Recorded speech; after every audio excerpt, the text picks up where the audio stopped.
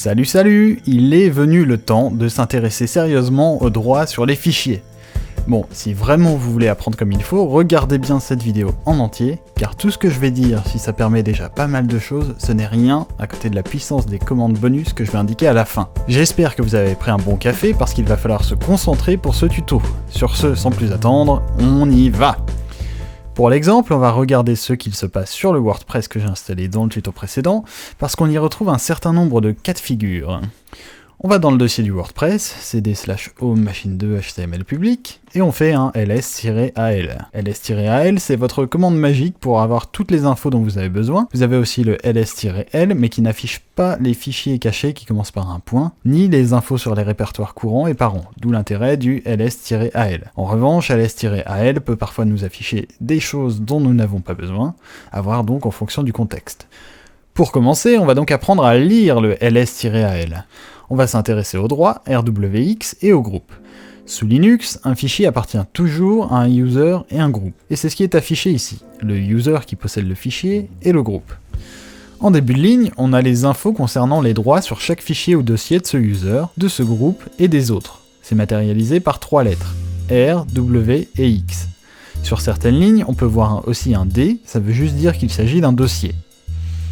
Le R veut dire read, ce sont donc les droits de lecture, le W veut dire write, pour les droits d'écriture, c'est-à-dire suppression et modification, et X signifie execute, donc le droit d'exécuter le fichier en tant que programme. Donc si on regarde bien, on voit qu'il y a 3 fois la place pour RWX. En premier, on a donc les droits de l'utilisateur à qui appartiennent les fichiers, en deuxième, les droits du groupe à qui appartiennent les fichiers, et en dernier, les droits pour les utilisateurs autres, qui n'appartiennent donc ni au groupe mentionné, ni à l'utilisateur mentionné. Voilà donc comment interpréter le contenu d'un ls-al. Par défaut, sur un fichier nouvellement créé, l'owner, c'est-à-dire le propriétaire des fichiers, peut les lire et écrire. Le groupe et les autres, quant à eux, peuvent lire également. Je vais en faire la démo en créant un nouveau fichier, touch-test-file. Si je fais un ls-al, forcément, je suis connecté en root, donc il appartient au user et au groupe root. On peut voir qu'on a bien rw pour le user et r et r pour le groupe et les autres. Mais si on regarde les autres fichiers du WordPress, on peut distinguer des variations. Mais pourquoi se prendrait-on de chou avec un tel système? Justement pour des raisons de sécurité. On va pouvoir rendre les fichiers contenant des infos sensibles illisibles pour les utilisateurs non habilités, et ceux pouvant faire tout capoter ou injecter des malwares immodifiables. Par exemple, je prends wp-config.php, allons voir ce qu'il contient. Il va contenir notamment les infos de connexion à la base de données. WordPress a besoin de pouvoir lire ce fichier pour fonctionner, via le user ou groupe www.data. Il a même besoin de le modifier à l'installation pour y rentrer les paramètres nécessaires. Et l'utilisateur doit pouvoir lire et modifier ce fichier s'il veut faire des changements via FTP par exemple. Par contre, je n'ai surtout pas envie qu'un autre utilisateur qui serait présent sur la machine puisse lire ces infos. Ce serait un risque de sécurité énormissime. On verra donc comment faire en sorte que les autres utilisateurs ne puissent pas lire un fichier.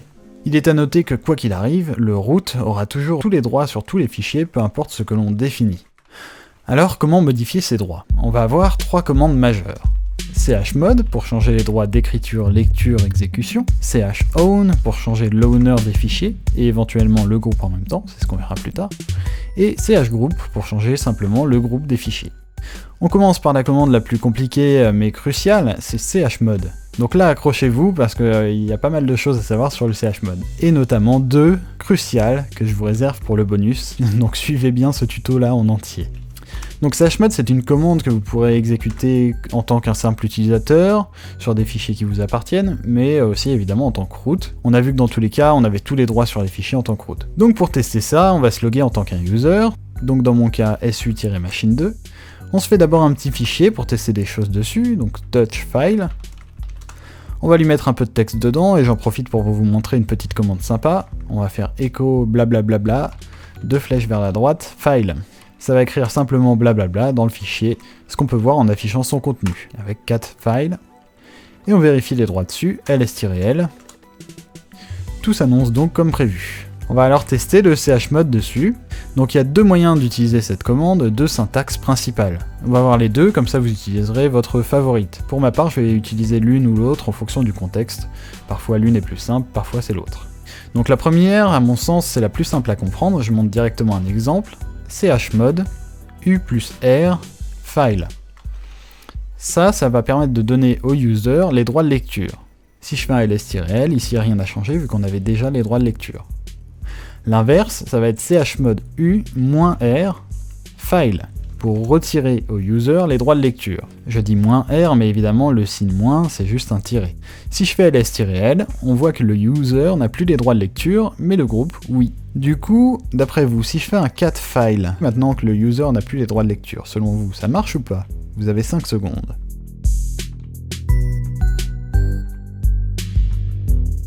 Réponse, eh bien non, car c'est le user qui prend le dessus. Ça teste d'abord avec les droits du user si le fichier nous appartient, puis les droits du groupe. Donc si le fichier appartenait à un autre user mais au groupe machine 2, là les permissions du groupe seraient appliquées et je pourrais lire le fichier. Bref, dans chmod u plus r, le u peut prendre 4 valeurs. U pour modifier les droits du user, G pour modifier les droits du groupe, O pour others, donc pour modifier les droits des autres, et A qui signifie all pour modifier tous les droits en même temps. On peut aussi modifier plusieurs permissions d'un coup, par exemple chmod a plus rwx donne tous les droits à tout le monde d'un coup. Bon, ça c'est pas vraiment recommandé de donner tous les droits à tout le monde, sauf si vous avez un goût prononcé pour le risque, mais c'est vraiment donné à titre indicatif. Chmod, comme les autres commandes de ce guide, peuvent s'appliquer à un dossier. Donc on fait un dossier, mkdir folder, et on fait un chmod g-r folder. Donc ls-l, on voit que le groupe n'a pas les droits de lecture du dossier. Mais si on veut également appliquer les modifs à tout le contenu du dossier, il faut rajouter un "-r" majuscule, j'insiste, il faut absolument qu'il soit majuscule. Un exemple rapide, donc on fait un fichier dans le folder, touch folder/file. Si je fais un chmod g-r folder, ls-l, le fichier n'a pas été affecté. Par contre avec chmod-r majuscule g-r folder, là un ls-al de folder nous montre que le fichier a bien été affecté par la commande. Pour terminer, on peut en faire avec plusieurs à la fois, comme ça, avec simplement une virgule. Par exemple chmod-r majuscule, u plus rwx, g plus r, g-wx et o-rwx. Si je fais un ls-al, j'ai donc donné tous les droits au user, seulement la lecture au groupe et aucun droit aux autres. Mais voilà, quand on commence à faire des choses comme ça, cette manière de faire, elle devient un petit peu casse-pied, c'est pour ça qu'il y a l'autre moyen d'utiliser chmod. Donc un peu moins instinctif, il va peut-être pouvoir vous faire gagner du temps si vous arrivez à vous souvenir des valeurs. Donc je vais vous donner un petit moyen mémotechnique pour essayer de s'en rappeler. Donc ici on va utiliser des chiffres. On a toujours chmod ou chmod-r, mais par exemple l'équivalent de chmod a plus rwx va devenir chmod 777. Et l'équivalent de chmod a moins rwx devient chmod 000. Donc le premier chiffre concerne les droits du user, le deuxième les droits du groupe, et le troisième des autres. Du coup on va pouvoir définir tous ces droits indépendamment et en même temps. Pour connaître toutes les valeurs, on a Wikipédia. Si jamais on s'en rappelle pas, qu'on a un trou de mémoire, on tape chmod dans Google, c'est le premier résultat. Donc 0 va signifier aucun droit, 1 va signifier juste les droits d'exécution, 2 juste les droits d'écriture, 3 écriture plus exécution, 4 lecture seulement, 5 lecture plus exécution, 6 lecture plus écriture, 7 tous les droits, lecture, écriture, exécution. Il y a une certaine logique dans ces nombres. En fait, il suffit d'en retenir 4. Bon, 0 il est facile à retenir, aucun droit, ça c'est assez logique. 1 pour exécution, 2 pour écriture, et 4 pour lecture. Et après, on peut faire des additions de ça pour trouver les autres dépendances. Donc par exemple, 1 plus 2 ça fait 3, donc on a exécution plus écriture. 1 plus 4 ça fait 5, donc on a lecture plus exécution. Et vous pouvez tester avec tout, ça fonctionne parfaitement, c'est parfaitement logique. Et ça vient du fait qu'en fait, ces chiffres-là sont interprétés de manière binaire, et donc en binaire, ça a du sens. Enfin, bon, bref. J'espère qu'avec ce petit moyen mémotechnique, vous aurez plus de chances de vous souvenir par cœur des codes. Sachant que la plupart du temps, on va quand même utiliser plutôt 0, 4, 5, 6, 7, et au final, on finit par les retenir au bout d'un moment. Donc on va voir un exemple. Par exemple, je veux que le user puisse lire et écrire, donc chmod 6, le groupe seulement lire 4, et les autres rien, 0. Ce qui nous donne chmod 640, ensuite on l'applique au fichier, file, et un ls-l confirme bien cela. Et bien sûr ça peut aussi s'appliquer au dossier avec chmod-r et les valeurs. Donc je pense que vous avez saisi le principe, vous avez les deux méthodes pour le chmod, vous choisirez celle qui vous convient le mieux, à vous de voir. Ensuite on va voir le change group. Donc attention à l'orthographe, c'est chgrp, Donc on voit celui-là en premier parce que c'est le plus simple. Donc change group, comme son nom l'indique, permet de changer de groupe. Et donc pour changer juste le groupe d'un fichier, la syntaxe est assez simple. Change group, groupe, et ensuite le fichier ou le dossier. Attention à ne pas inverser l'ordre du groupe et du fichier ou dossier, ce qui m'arrive parfois encore. Essayons donc cette commande. ls-l, on a donc notre user qui possède les fichiers pour l'instant. Change group, par exemple, on va le faire appartenir à www.data, le fichier, et ça marche pas. Bah oui, il faut être en route pour que cette commande fonctionne, sinon ça serait une faille de sécurité importante. Donc pour ceux qui ont sudo, vous pouvez évidemment l'utiliser, mais on n'a pas encore parlé de sudo dans les tutos, donc ici on va passer en route. On retente, change group www.data, file, ls-l, et le groupe a bien changé. Comme d'hab, on a change group-r pour appliquer ça à tous les fichiers dossiers contenus par un dossier. Et c'est absolument tout pour cette commande. Ensuite et enfin, on a le génial chown pour changer le owner d'un fichier, c'est-à-dire le user à qui appartient un fichier. Exactement le même fonctionnement que change group à faire en route ou avec sudo, donc directement un exemple. Donc pour l'instant le owner est le user, mais si je fais un chown-r sur www.data le dossier, on a changé l'utilisateur propriétaire qui devient www.data. Donc l'avantage de cette commande, c'est qu'on peut changer le user et le groupe en une commande, ce qui fait que j'utilise en fait assez rarement le change group. Et donc pour ce faire, on a la commande, donc sur un dossier, chown-r, le user, le groupe, et puis ensuite l'adresse du dossier dans lequel on va aller, path to folder. Donc tout de suite un exemple.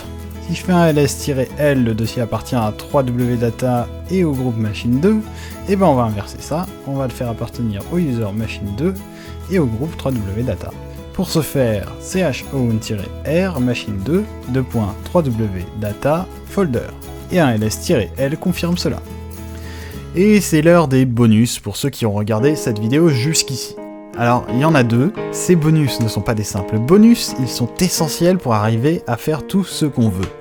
Notamment pour bien configurer les droits sur les fichiers d'un serveur web, comme on le verra bientôt dans une nouvelle vidéo. Vous n'imaginez même pas le pouvoir de chmod avec ses fonctions. Quand j'ai découvert ça, moi j'ai eu un orgasme cérébral pendant plusieurs heures. Tant de problèmes résolus d'un coup, c'était juste magique. Bon, donc le premier bonus, c'est qu'on peut copier les droits d'un user vers les droits d'un groupe ou inversement. Ça déjà, c'est juste énorme.